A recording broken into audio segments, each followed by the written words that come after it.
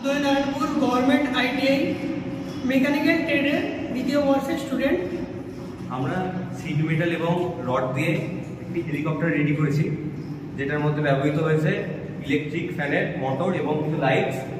এবং আমাদের এই হেলিকপ্টার রেডি করতে 1 মান্থ সময় লেগেছে।